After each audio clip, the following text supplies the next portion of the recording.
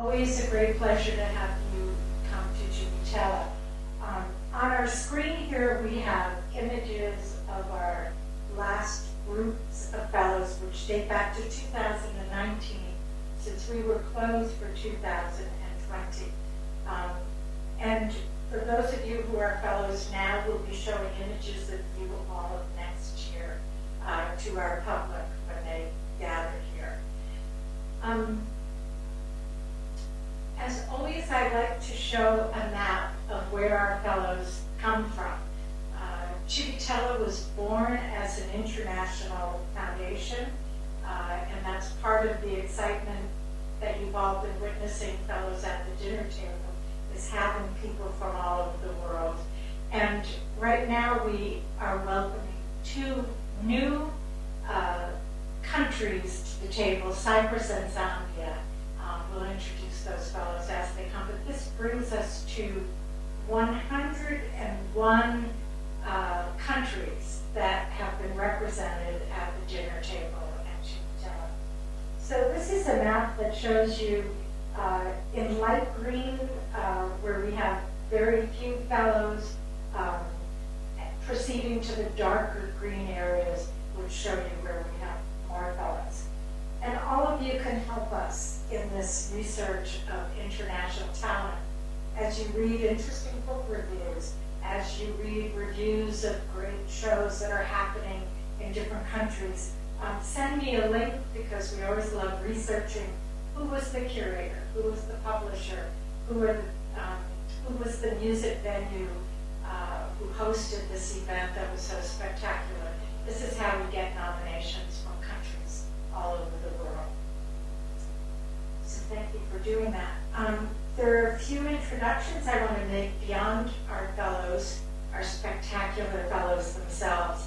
And they are our new intern, who is Juliet. Can you see her waving behind the black mask in the corner there? And Mikhail from our New York office. And Mikhail is the person all of you probably knew, at least by telephone or Zoom, before coming here, since she arranges for fellows travel and gets them oriented before you're passed on to us here in Italy. So for fellows, the way this works tonight is that you have a 5-minute limit on telling us about yourself or your work. This is the brain surgery of public speaking. We know you're far more interesting than 5 minutes worth, but if you hear this sound,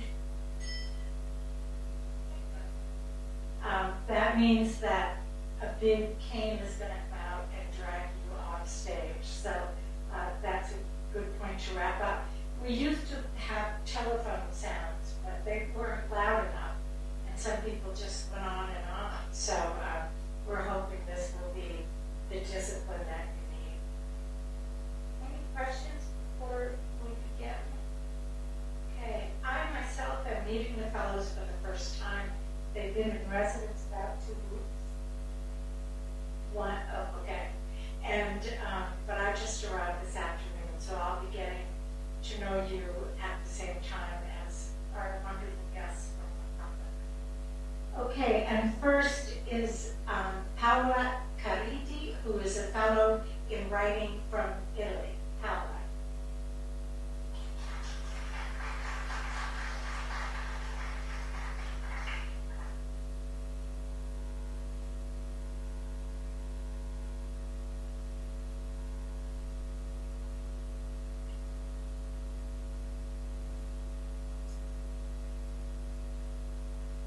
Reading about cities and revolutions in the Middle East and North Africa.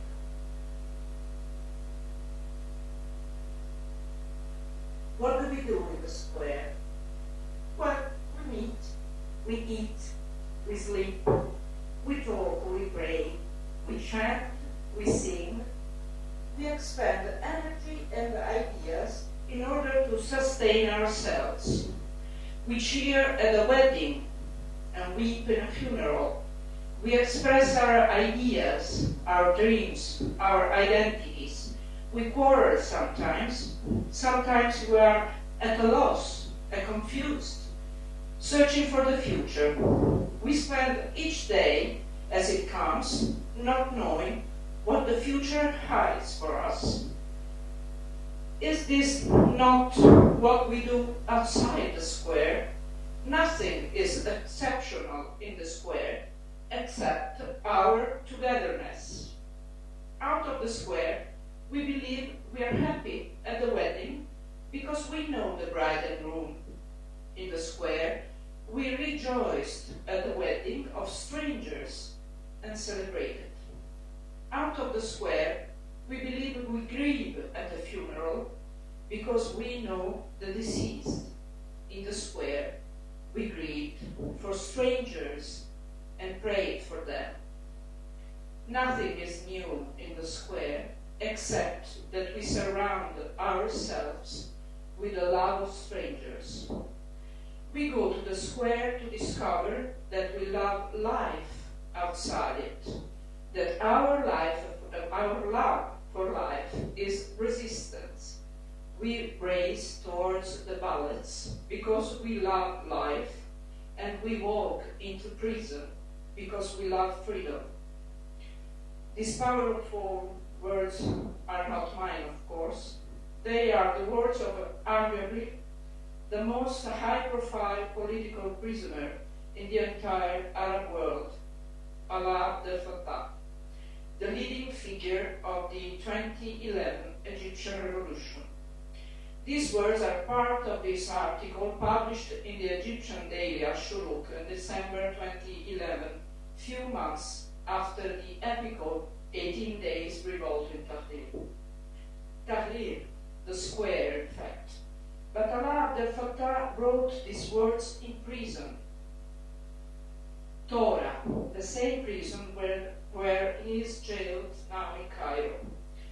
Bodies are away from the square. Bodies of revolutionaries like Alaa's are taken away from the square, the street, the life in freedom. As dozens of thousands of others, his body, their bodies, are invisible behind the wall of Torah and the other prisons. It is strange, it is alienating to read, after our first pandemic of the third millennium, words about a multitude of people in an enclosed place, a square. Strange that Allah describes how they shared life, celebrations, quarrels and joy side by side.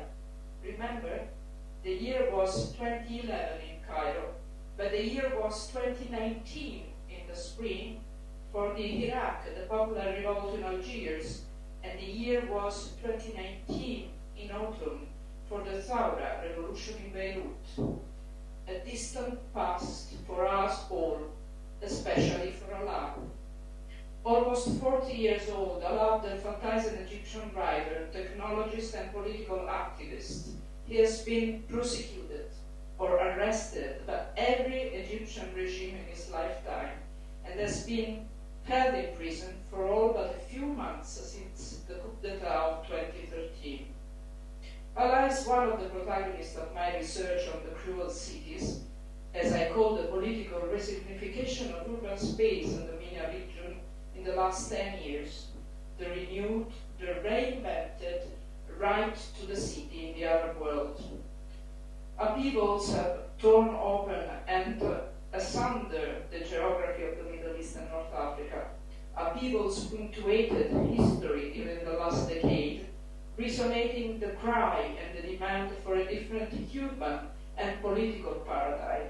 Cities with a complex, extremely stratified, and burdensome history have become the stage of numerous highly innovative, critical acts of repossession of urban spaces.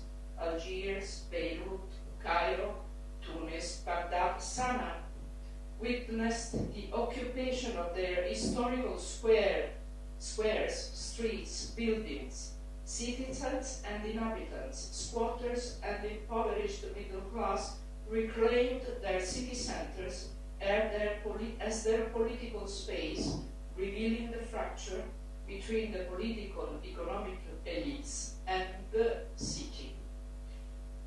The reconfiguration of the urban space is pivotal in the Mediterranean area, as it will set the future of its most important cities along its southern and even northern shores.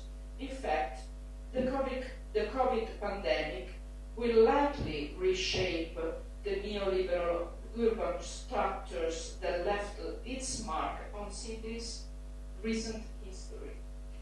The first outcome of my Cruel Cities project is my book on Jerusalem, published in 2017. And in Jerusalem, the city that was my beloved home for 10 years, I discovered that the inspiration I tend to are the angels immortalized by Wim Wenders in that masterpiece of European cinema, Wings of Desire, a cult film for my generation. The last two lines. Daniel and Castle, the two angels, gather the silent and remote thoughts of individuals in order to gather the souls of cities and places.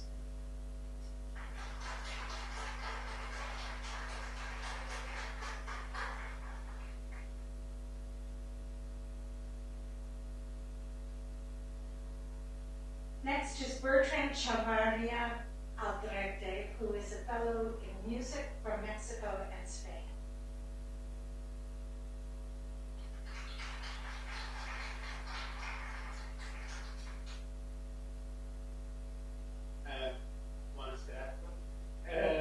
So yes, I'm going to show you a little video so we can understand a little bit my work. I'm an artist that works with many different methods and different albums. It goes from video to painting to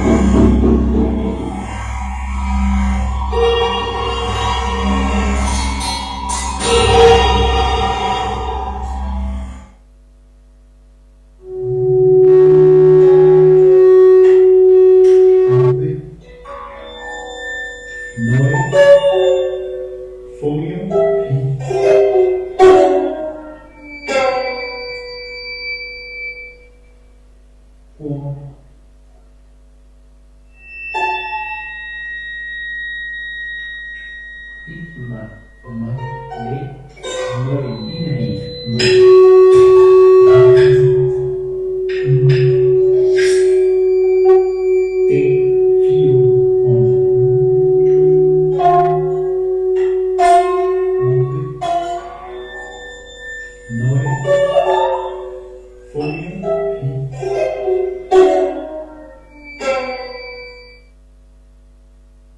Here in Civitella, I'm working on several projects at the same time. So I'm working on this piece, it's the Scarce Infinito, which is a tableau done by Gruber's painting, Children Games. And it's a piece that will be composed by near to 80 different individual pieces of performances, creating musically and acoustically with games on the painting, all to be recorded on their phones by the children of the London Junior Ensemble of Neue Musik, Baden-Württemberg in Germany. This will be an online video installation of the entire painting, and it will be around the end of this year and the beginning of the next. Also, this center work, there is a plastic piece, and this is the plastic extension and interpretation of a classical guitar study by Brazilian composer Kayo Shigomi. I'm doing here at the factory, and this is the part of an artistic research I'm doing. It's a PhD program in Lund University in Modern Music Academy. I'm also finishing poetry cycle, just video, and that's based on the troubadour tradition and also my exposure to new languages and cultures my whole life.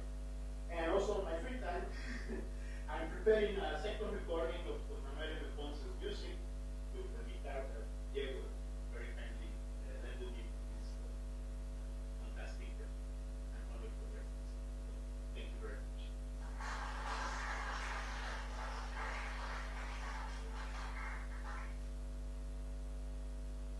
I mentioned earlier that we have our first fellow from Zambia, and that is Kayo Shigomi, and he is a writer.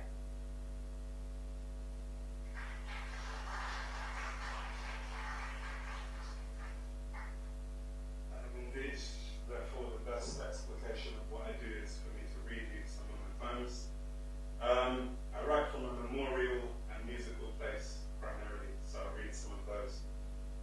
Guy's and St. Thomas's, which is a hospital in London, split across two sites.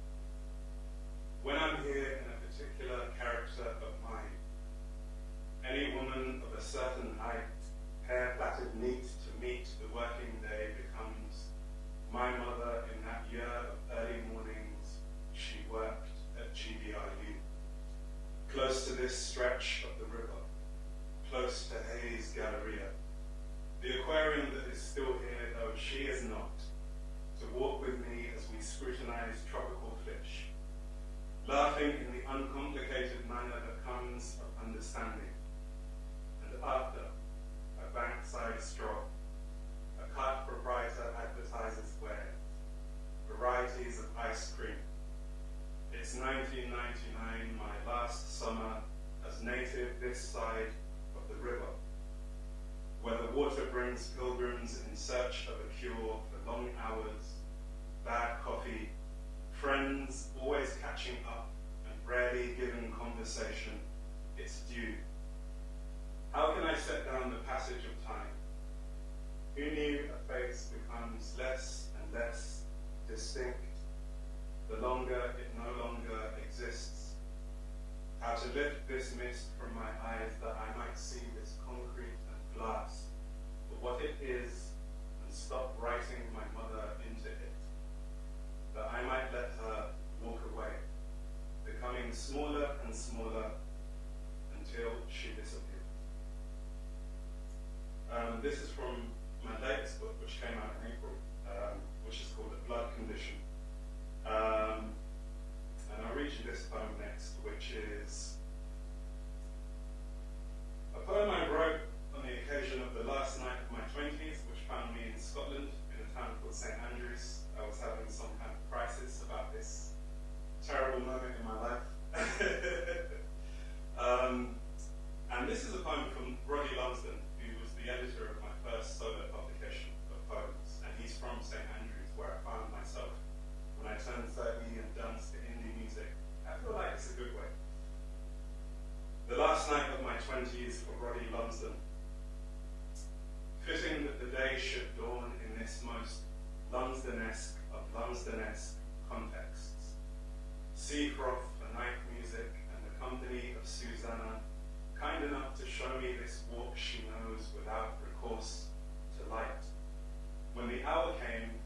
Mr. Brightside played it in. A song to which, by dint of the glint in Sophie Bernard's eye 15 years ago, I cannot listen passively, which calls to mind the secret canticle that undoes you, Roderick.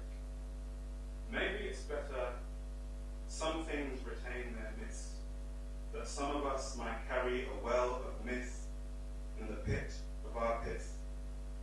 Maybe it is by such melodies we exist. I'll finish with this poem. Thank you for listening. It's a delight to be here, although I'm melting ever so slightly. So this is a poem for my partner. It's called Epithalamium.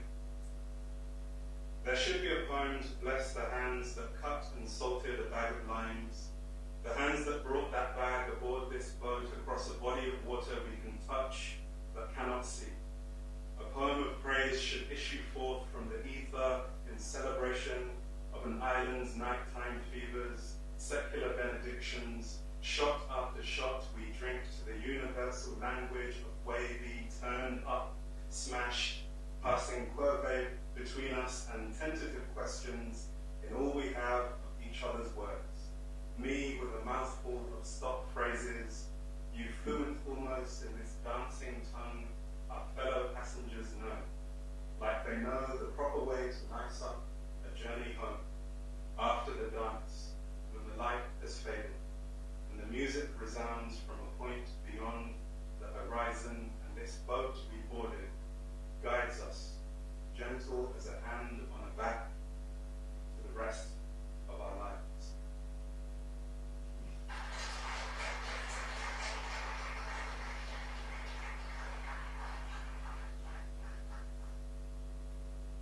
And next is Gabriel, who is a fellow in music from Canada.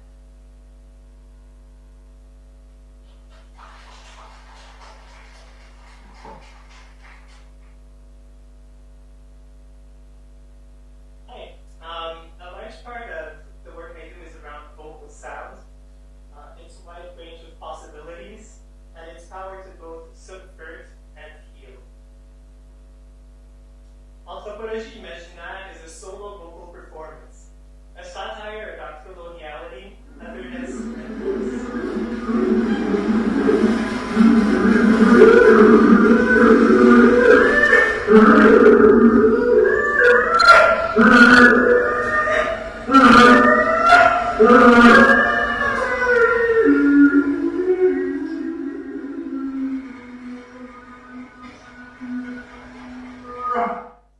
my voice and my body act as a museum artifact, accompanied by a mockumentary, so fake experts on screen comment on my fictional vocal traditions, which are ambiguous hybrids of imaginary folklore and experimental vocal techniques. It's a humorous and disturbing exploration of exoticism, cultural extinction, normalized racism, and appropriation. The role of laughter and of audience deception are also key elements to the show. Tout nous porte à croire que ces sons ont une fonction distincte de leur langue. Mais quant à savoir comment les classer, du côté du rituel, ou du côté de la communication utilitaire, ou d'une pratique personnelle quelconque, la question demeure. The next project is my opera À chaque vent son monstre, for ensemble Paramirabeau with text by François Sanchez. The opera features different tableaus about monsters or the monster within. The texts are in colloquial Québécois French and were inspired by anonymous confessions by the 9 musicians on stage. So these confessions yielded meanings such as childhood violence, gender, sexuality, shame, narcissism, and mental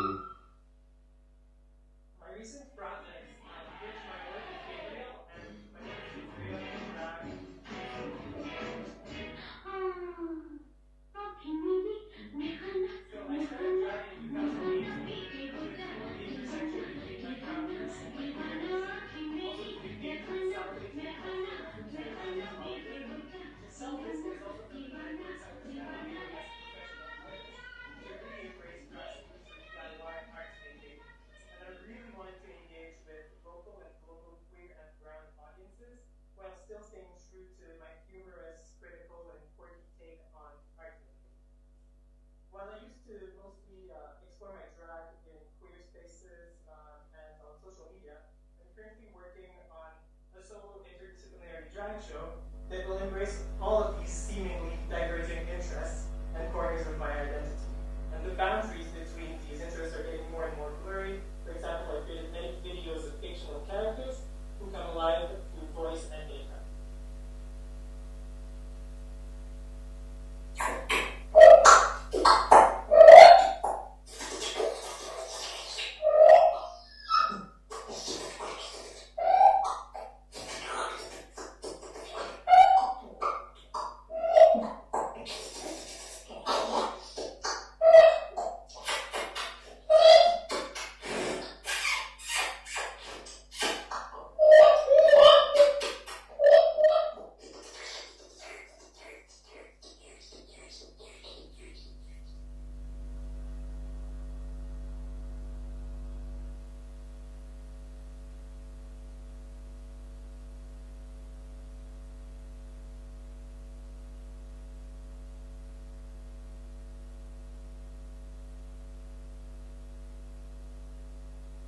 That's it. So,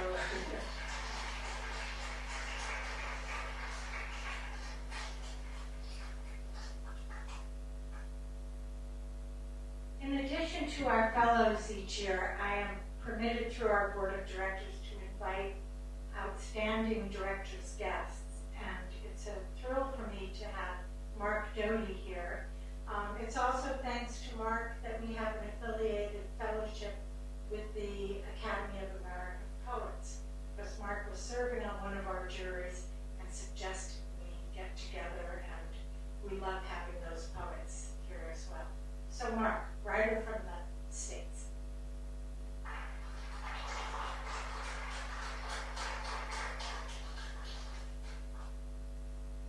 Love that word thing so much, I don't mind having it all.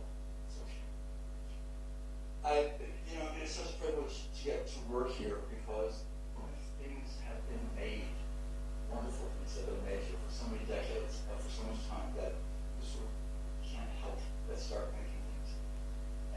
It's marvelous to feel the ways to make some contribution to that great pile of what has been created. I'm going to read you two new poems. I came here to work on poems in progress, to write new poems. I didn't have a sense of what I was writing about until actually a conversation outside, just before this gathering, where I found myself talking about vulnerability. And these are poems that approach vulnerabilities in a variety of ways. This one has to do with, you will have heard of this saying, which is a slogan that has become widespread in the United States now in the last couple of several years. Say the names, meaning recite the names, remember the names of those who have been, particularly black citizens who have been murdered by the police. One of the names that this poem says, the name that this poem wants to describe, it will be familiar to many of you, is that of Sandra Bland. Sandra Bland was an academic who got in Chicago, got a job in Texas. North of Houston was stopped by the police, which is at least 22 in this poem, which is called Light Group. When the patrol car came barreling behind her on a 4-lane highway northwest of Houston, she pulled into the left lane as the law required, but didn't think to signal, and so provided the officer with a reason to do what he wanted, to turn his flashers and siren on and pull her over off the blacktop. You know her heart sank. Failure to signal. A black woman traveling solo, white officer alone with her at the edge of the world, edge of an empty road, shoulder curving into a ditch and up again into an untended field. Behind the steering wheel, Sandra Bland lit a cigarette. I won't name the officer. Why should I? No one the type of man with nothing to lift himself but rage. Molten lead poured from the steam's fortress he is, and just who you think he is. Hot-headed, less muscle than he was, ex-military, ex-security guard, cop who lost 2 jobs before the one he's losing now. Out of control, couldn't stop swinging, turned off body cam. Any woman alone, afraid of him. Any man or woman of color, immigrant, queer man or woman, I'm afraid of him. You can hear on video the portions he didn't destroy and the state didn't hide, the portions she shot on her phone before he knocked her to the ground, how he barks orders at her, though it's quiet, and only the two of them. His voice barely holding down whatever is about to explode from here. Hear how his eyes shine with the force of his will to make her obey. He failed to signal. She wouldn't put out her cigarette. Signals by smoking that she won't get out of the car, the thin sphere of her defense. Boundary zone. She is not capitulating, though she knows she's going to. How do I know what she knows? You know as well as I do. The old story, played out over and over. He wants her to know her place, which is beneath him, which is out of the car. And he says unmistakably, clearly, what I would never forgive him or anyone. I who can exile him from no mercy but my own. Even if we're each the sum of a lifetime's damages, can't we choose whether to pass that harm along? They'll take away her medicine. In a few days' time, she'll be dead in her cell. By her own hand, they'll say. But whether or not he ever touched it, you and I know whose fingerprints are on that rope. He touched the trigger of the taser, the stun gun, childish names, the pure draft of pain. She'll get out of the car. She'd put out that cigarette. Anything he said, because he held in his hand pain soaring past anywhere words could go. He was readiness. I think maybe he loved that brink, the vertiginous edge of it, and how when he turned it on, everything would change. But first he said to her, what I would not forgive him, the words that exiled his name from my mouth and any community in which I might stand, the words that pass on any harm ever done to him. I'm going to light you up. That is what the origin said to the fresh darkness of a vast and already beloved creation. The first words ever spoken. I heard a Hebrew scholar explain that our ancestors lived in Eden one day only, but perhaps a day of biblical proportions. And late afternoon, the sun was slanting into the garden by the time they stood naked beneath the forbidden tree, grasping at leaves to cover themselves, though from the omnipresent eyesight there was no hiding. And as they were ushered out, a little wind dipping at their heels, the desert around Eden cooled as the sun did something unthinkable, sinking into a smoky red, dropping away as if it couldn't bear to look at them. The first night, was this darkness immortal? The cloak of another god? What did it want from them? In a path of stones and nettles, they wept. Nothing to wear but leaves, impossible to walk when brambles tore at them. How could they rest with animals they couldn't see wandering in the dark? And when the black dome above them lightened at its edges to a warm gray, and a sun they did not know they'd ever see again, the same sun, they understood, even out of Eden, the night's cold would be dispelled. Day would illuminate those shapes that had troubled them in darkness. And as they lost their way or one another, there would be recognition and reunion come morning. And as that star, just then climbing behind the mountain before them and coming into full view, had paused in its transit over the new minted world, the man and woman shivering in the cold field beneath them, as the light moved toward their feet and hands, their upturned faces. If that sun would speak, what do you think it would have said?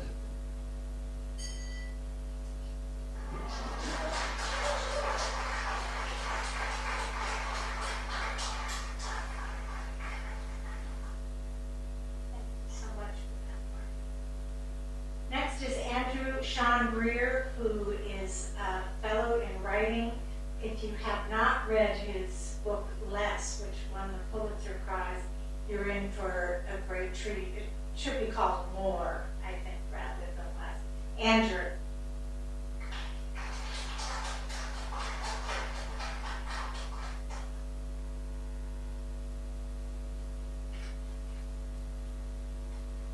That's a sequel.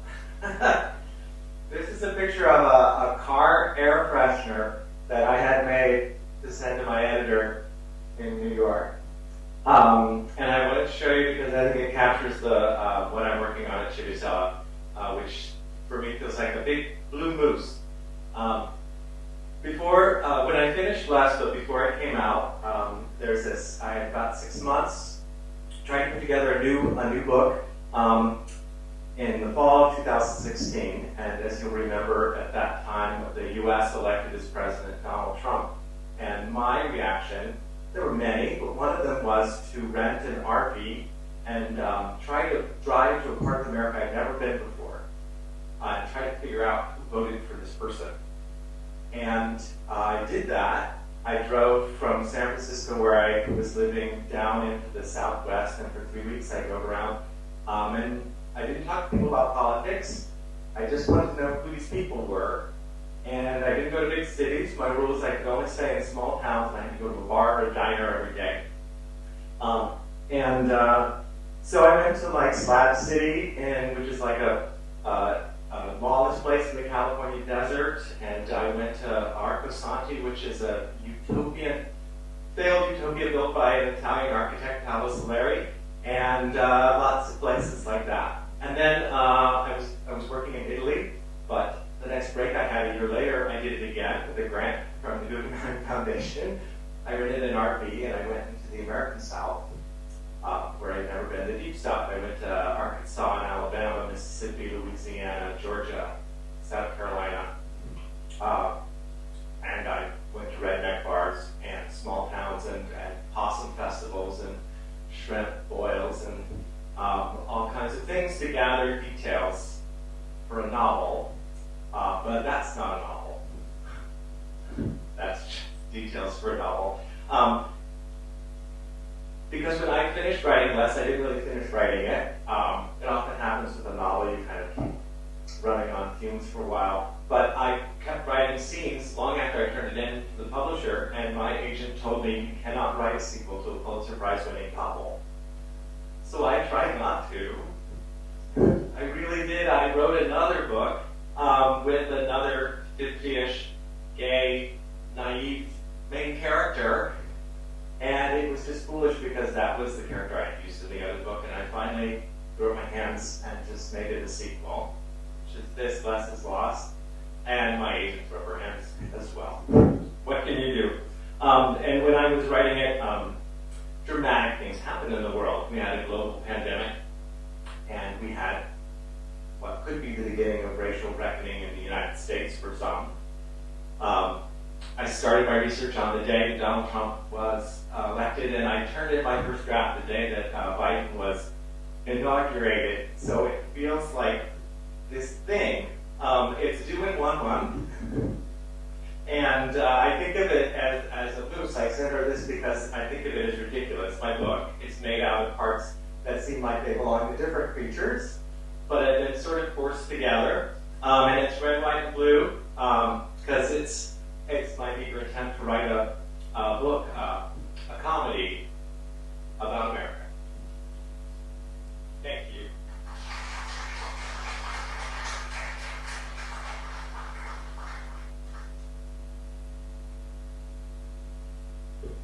And next, it's a great pleasure to introduce Kathy Parkhand, who is a poet from the United States.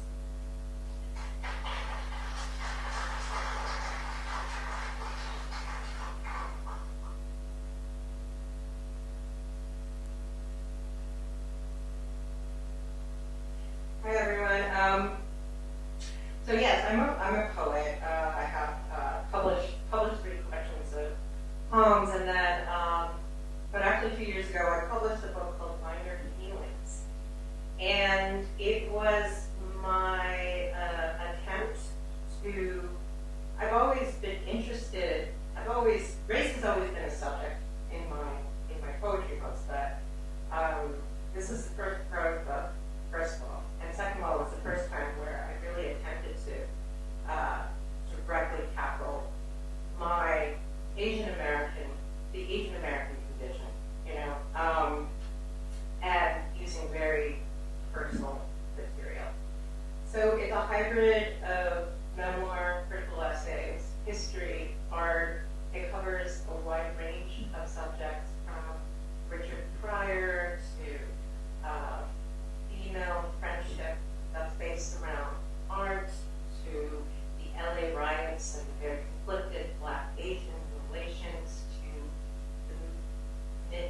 to white innocence. So I'll just read a little bit from the first essay. It's called United.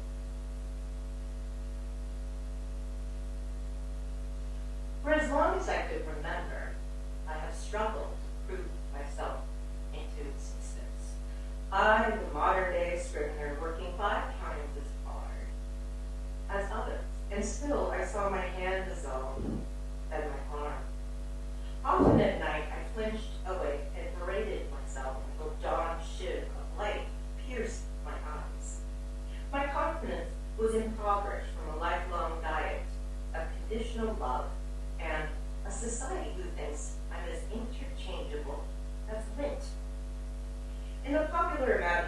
Asian Americans inhabit a vague purgatorial status, not white enough nor black enough, distrusted by some African Americans, ignored by whites, unless we're being used by whites to keep the black man down. We are the carpenter ants of the service industry, the apparatchiks of the corporate world.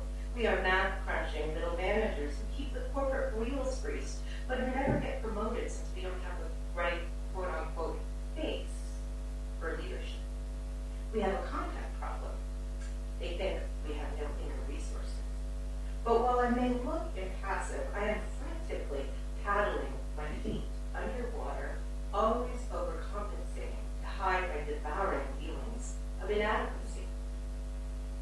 There's a ton of literature on the self-hating Jew and the self-hating African American, but not enough has been said about the self-hating Asian. Racial self-hatred is seeing yourself the way the whites see you, which turns you into your own worst enemy. Your only defense is to be hard on yourself, which becomes compulsive and therefore a comfort to peck yourself to death. You don't like how you look, how you sound.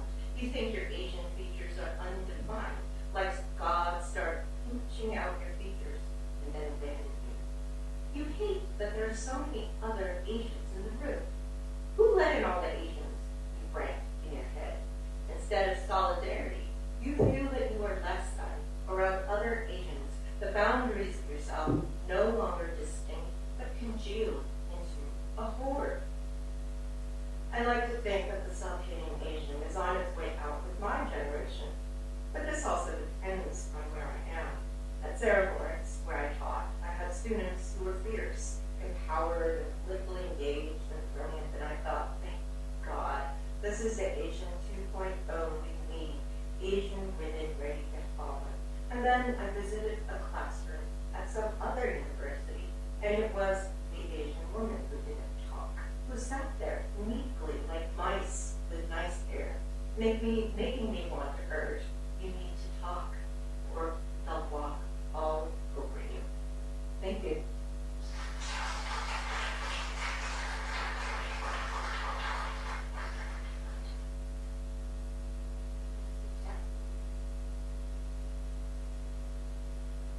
Next is Roberto Juarez, who doesn't remember meeting me, but I remember meeting him when he was at the American Academy in Rome. He's a visual artist from the States.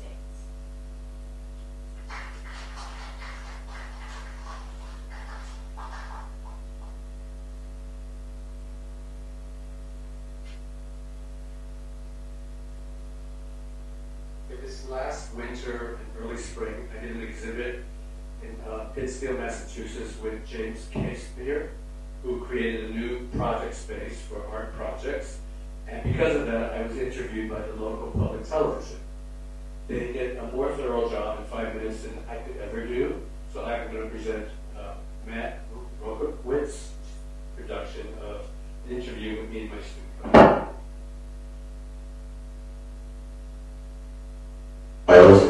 In fact, as a child, I would draw constantly, and my parents didn't really support it. There wasn't a lot of art in the house, so I figured out that if I drew under tables and under chairs, no one would find them. And so that's where it was my secret place to draw and paint. In 7th grade, I was taken to the Art Institute for the first time in Chicago. Mrs. Sundale, my art teacher, took us to see Van Gogh paintings, and it changed my life. I was, this little kid, but I knew that that was the important thing that I cared about. I'm painting these paintings that I call in my grandmother's front yard because of these images of the pineapple and the pig. Once I printed them on Chinese paper, I started remembering the first time I saw her front yard.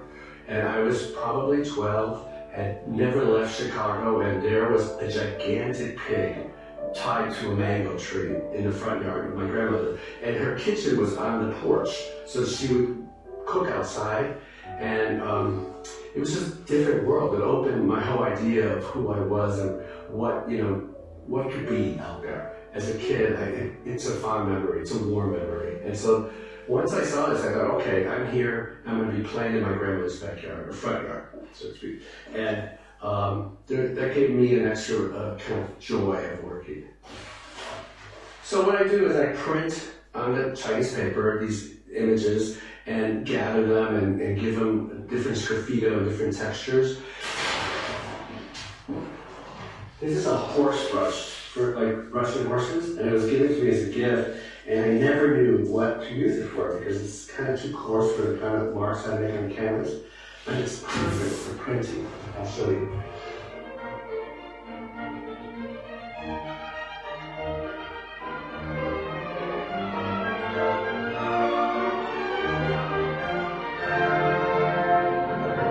And then I start painting on the underpainting. Underpaintings are made, in my process, by collaging small collages, and that's how I work out the dynamic of what I want to say visually.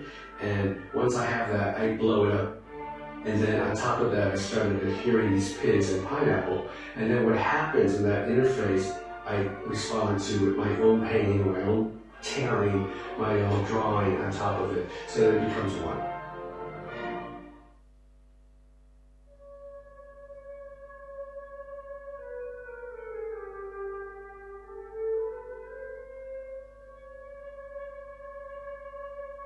I also do public work. I do gigantic murals for mostly courthouses. I did a federal courthouse in Fort Pierce, Florida. We're in the room where it was painted. And it is a 20-foot tall by 10-foot stretched piece of linen. They were kind of surreal in a sense because there were flowers from above ground all underwater. And there were microscopic kind of life living with these flowers. And there were two sides to this gigantic entryway. One side was nature, and that was a painting you saw as you left because it helped kind of bring you back into the world.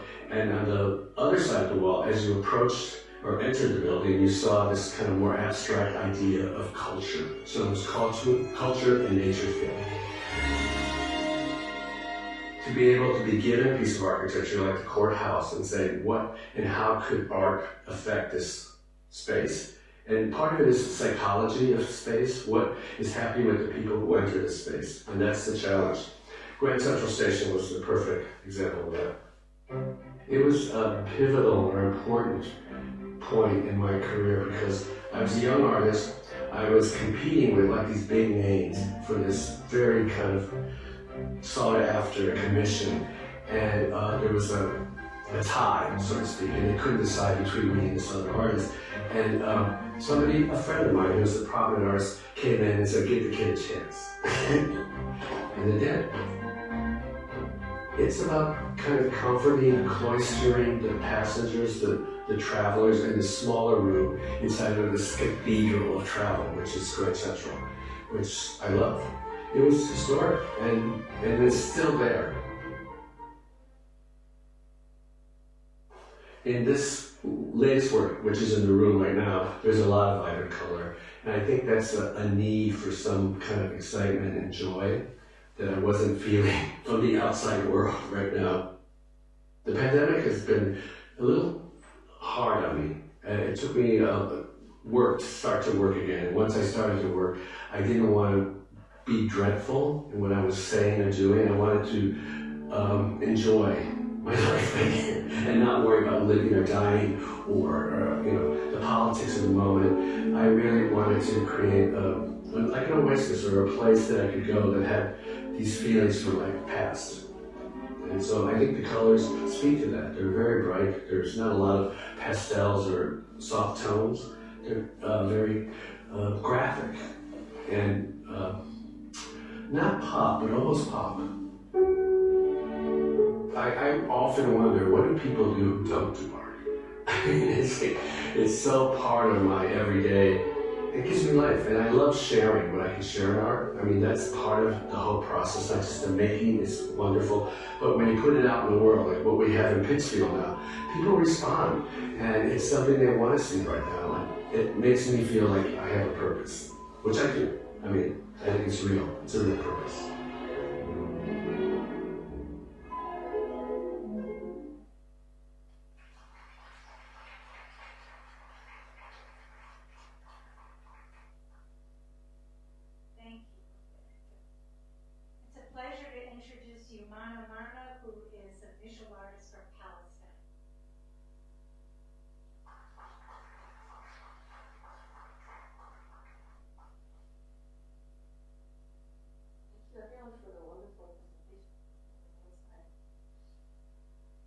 So yeah, I'm a visual artist. I work primarily with sculpture and filmmaking, and I'll give you some broad strokes of my practice by sharing some excerpts.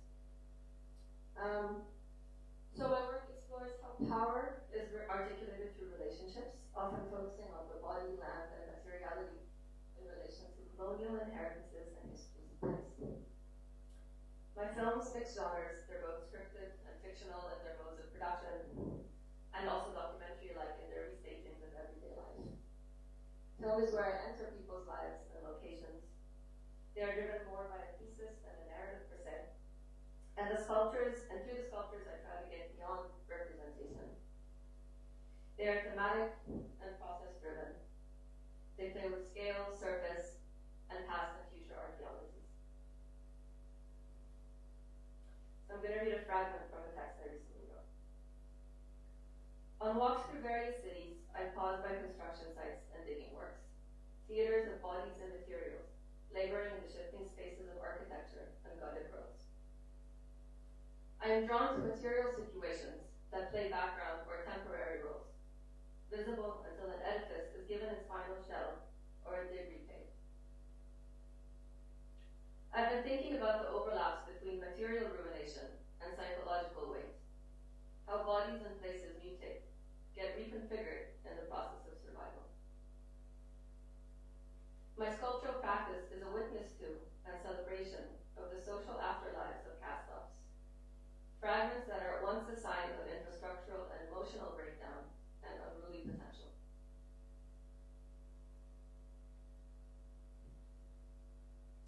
So these objects are an ongoing homage and conversation with improvisational assemblages that arise as a bittersweet force of creativity, acts of taking matters into our own hands.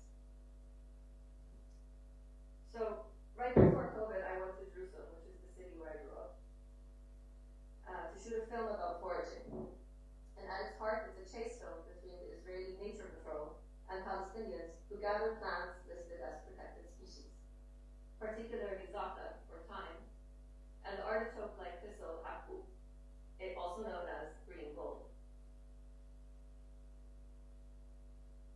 This film is ultimately concerned with what is made extinct and what gets to live on. Who gets to decide the fate of herb-picking cultures? And what are the options and what are the options that remain for those who don't? Food manifests itself as a container for family and community histories, traditions that face suppression encoded into the legal dynamic of nature protection. So this is a text that I wrote about the project, and I'm going to end by sharing an excerpt of the film, which I'm editing now. So I've completed the shooting in spring, and that's what I'm doing during my stay here. And keep in mind it's a rough cut, meaning the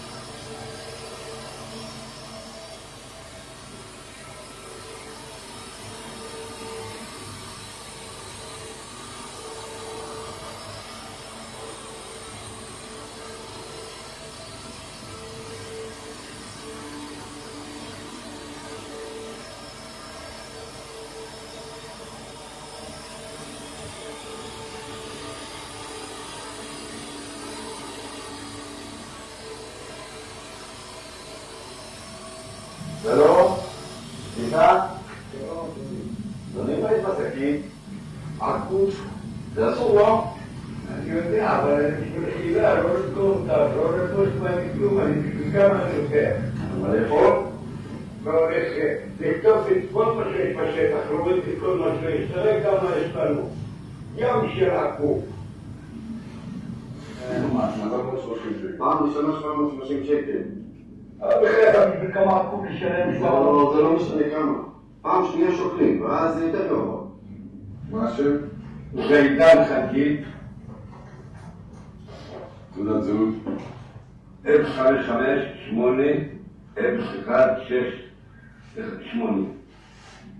רק את העקוב צריך לפזר באדמה, לא לקח. בבקשה, משהו תגיד. באדמה. תודה רבה. לא, לא, אל תשליך את צורך, אבל זה יוסיף לך עוד קנס. בואו לא.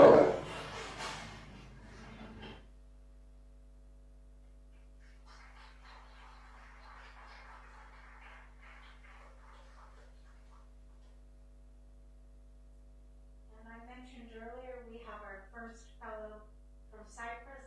It's Vasos Nikolao, and he's a composer.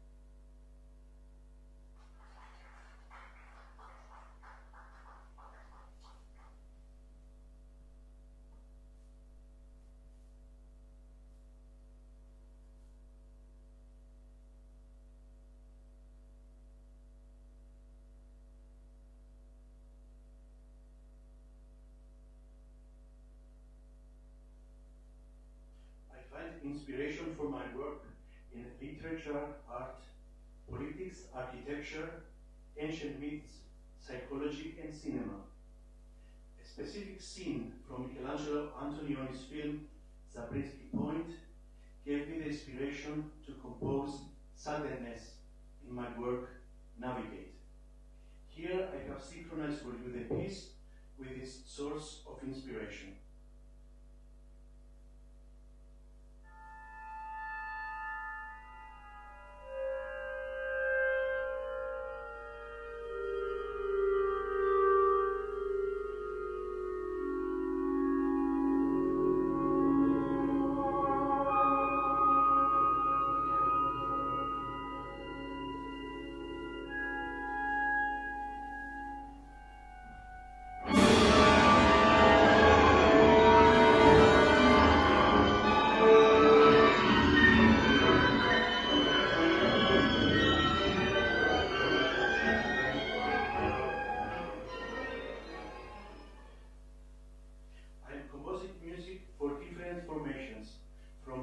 Instruments up to large orchestra, choir, and opera, often involving electronics. The piano has constantly played an important part in my compositional output. The character of Orbit is quick and precise, directly influenced by the digital aesthetic. Let us listen to the beginning.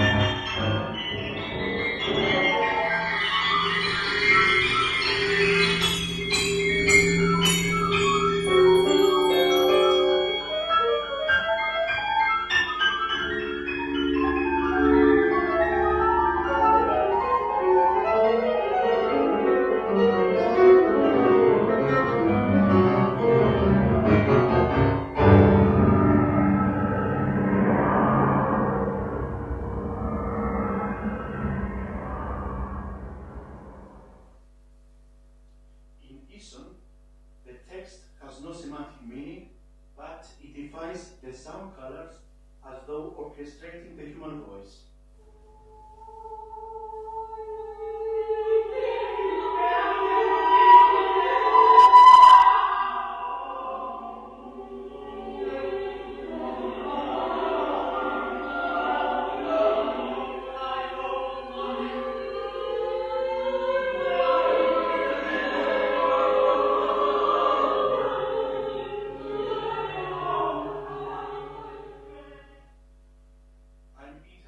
in the coexistence of different concepts.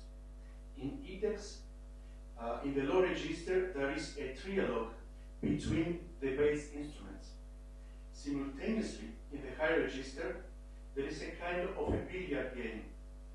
One can see here, marked with yellow, the movement of the cue stick played by the trumpet. The hitting of the billiard balls is shown with red color, and their reaction with blue.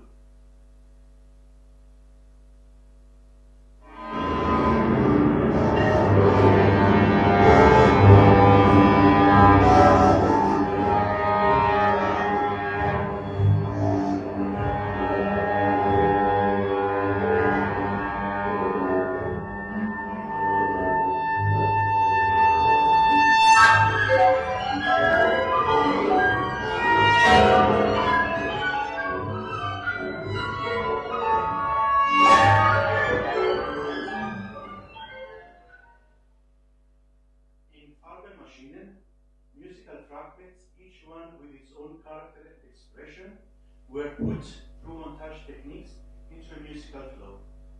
It is composed for a large ensemble involving rare brass instruments. Their double bells enable quick changes of color and sound direction.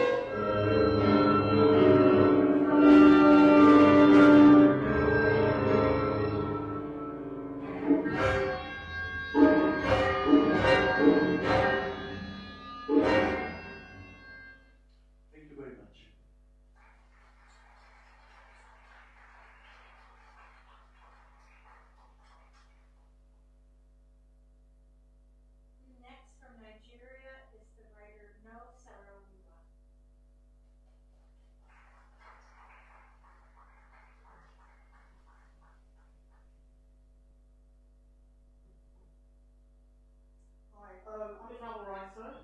My next book is about Africans who live in China. This is an excerpt, not really about Africans, but my experience in Beijing and how I witnessed firsthand the fragility of property rights in that country. So Beijing has modernized a huge amount since the Chinese artist Xiaolu Guo studied here. In her memoir, Once Upon a Time in the East, she describes how impoverished art students in certain neighborhoods of Beijing would slaughter wild goats and eat them.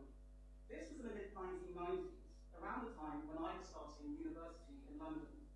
More than 20 years on, as I roamed Beijing's wide boulevards and the 798 art district, it seemed inconceivable that people once hunted animals here. Progress has cut a ruthless and unconstrained path across the city, steamrolling its vernacular architecture. The famous alleyways, known as hutongs, that once contained traditional courtyard homes, have gradually been demolished to make way for multi-story blocks. I mourned the Beijing that once was, the Beijing I never got to see. Yet, as a Nigerian raised in Britain, I couldn't help envying China's transformation, the swiftness of it. This was a country that built its high-speed train system, all 28,000 kilometers of it, within a decade. Compare that to the United Kingdom, which has agonized for 20 years about whether to build a 100-mile train track between London and Birmingham. Concerns over individual property rights and the environment have snagged such developments in Britain. But in China, little is sacred in its quest for modernization. The social upheavals resulting from this have been huge and well documented, but it was something I never imagined I would witness firsthand. On my first evening in Beijing, I walked along Nanhe Yuan Road outside my hotel. I bought fruit from a grocery store, dropped off my clothes at a laundrette, and peered through restaurant windows. After enjoying the calm, quotidian buzz of the small commercial street, I then went to bed that evening. The next morning, however, I woke up to the din of pneumatic drills and plumes of dust everywhere. The same street was now overrun by a cohort of construction workers who had already dismantled the shop fronts and half the businesses on the street. As the workers toiled They were monitored by black uniformed security men and a crowd of curious bystanders. It was all very confusing. I left the street and headed to the Forbidden City for some sightseeing. But 4 hours later, I returned to that same street to have lunch in a restaurant there. I was tucking into my shredded pork and bok choy when, towards the end of my meal, a man, presumably a government official, entered the premises alongside a policewoman. In hushed tones, this official appeared to be informing the restaurant owner of the changes that were to be made to the restaurant's architecture. As the official gesticulated at the building's facade and doorways, the manager nodded unhappily, his head bowed in resignation. Rubble from the neighbouring building floated outside the windows.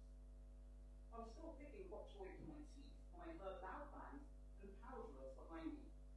Swiveling round, I saw 2 construction workers dismantling the restaurant's front entrance.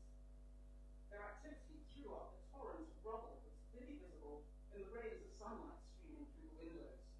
Dust descended towards the plates of the customers who were still eating. I couldn't quite believe what was happening.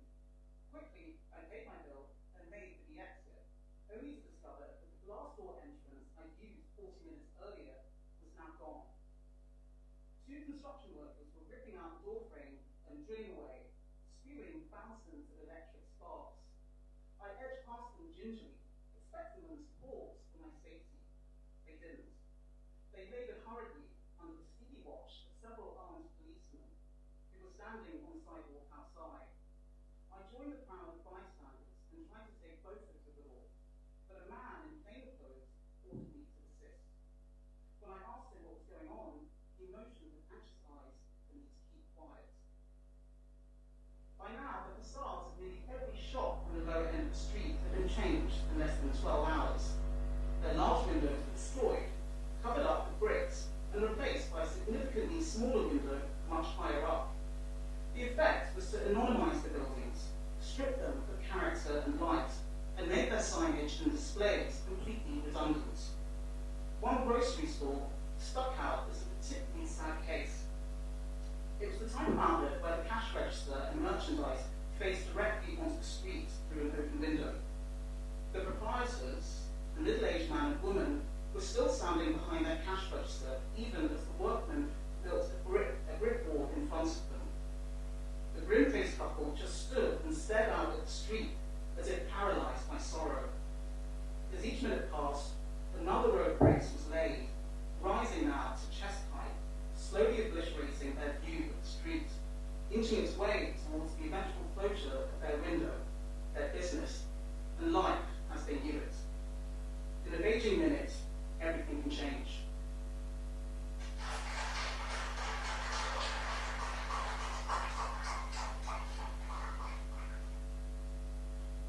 And to close our streaming session, it's my pleasure to invite Georgios Veropoulos, who is a composer from Greece, to speak to us.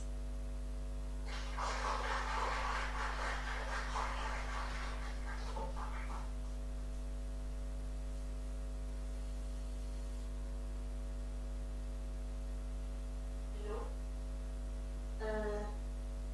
I'm a composer and a multimedia artist, and also I am directing some of my interdisciplinary productions. My work includes acoustic, electronic, and mixed composition, interdisciplinary projects, and audiovisual installations. I could describe my work as a bit of interaction of all kinds of sounds: contemporary instrumental techniques, singing and speaking voices, electronic sounds, field recordings, and samples of pre-recorded music. I approach composition as a laboratory of combined practices: musical text and orality, highly worked and raw materials, advanced technology, and lo-fi electronics. An important part of my work includes multimedia spectacles and sound video installations where the different arts coexist both as autonomous and interdependent: music, video, performance, physical movement, scenography, and lighting.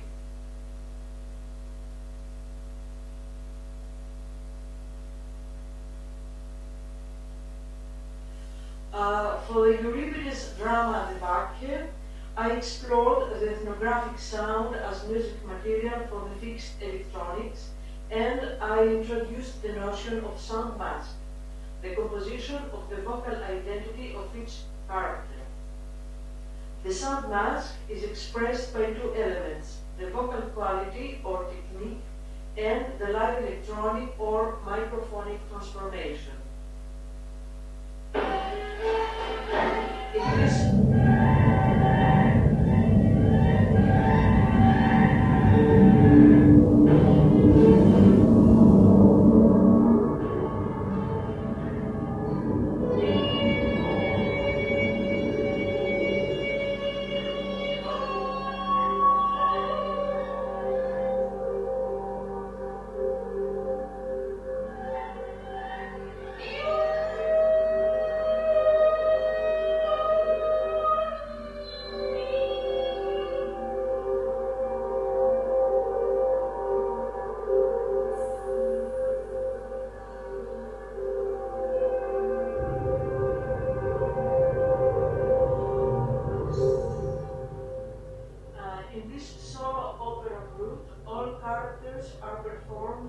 single vocalist in 5 different positions on stage. The Bacchae is the last Athenian tragedy. It is traversed by the character of Dionysus, masked divinity and actor par excellence, who embodies within the city itself the figure of Diana. A god with 1,000 faces and a stranger with the appearance of a woman, he enthralls all the characters one by one with his irrational force and devastates the whole city of Thebes, including its sovereigns.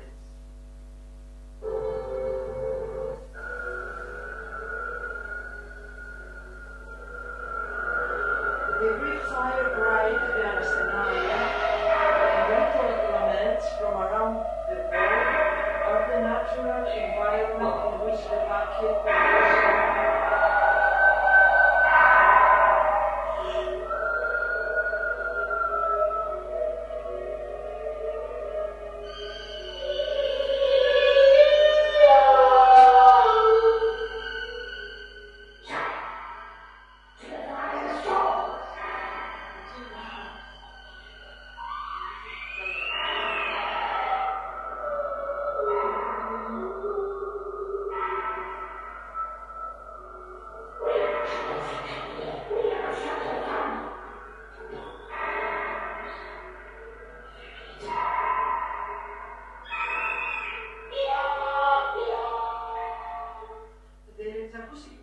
is composed from short samples that have undergone various types of electronic transformations, vocal sounds and exclamations, sounds of the Anastenaria Greek ritual, of the instruments of the Anastenaria, and mechanical sounds. The voice integrates materials from several genres and traditions. It is at the same time primitive and elaborate and domesticated, but worked with precision. The vocal parts and moods of each character were composed according to the text and the staging, with directed improvisation, anchored by the electroacoustic part, the text, and the electronic processing.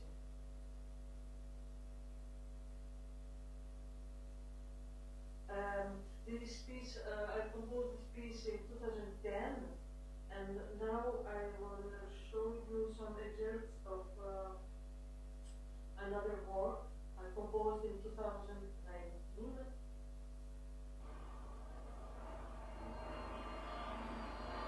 It is a 1-hour instrumental multimedia opera, and the title is Error of the Pianist. And in this work, I explored the theme of a surviving pianist in an empty city. Error is composed for a pianist improviser performer, interactive electronic presents moods in urban collective dramas, such as the Paris terrorist attacks and the Athens crisis, but also in street culture and graffiti art.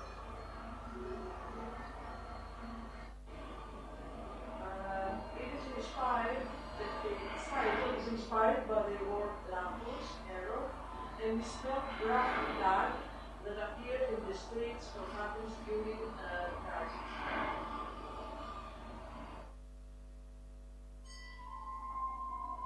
Error is a multi-led interdisciplinary work conceived and worked on as a fluid entity through the activation of a network of artistic practices, composition, improvisation, live and interactive electronics, electroacoustics, video, photography, physical movement, and staging.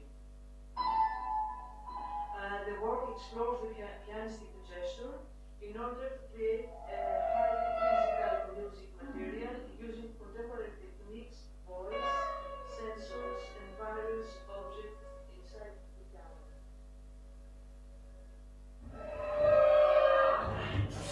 The live electronic operates as an extension of the pianistic gesture and as a generator of new material. The processed piano sound is combined with strict sounds controlled with sensors by the piano. Computer voices, hip-hop samples, and other sounds.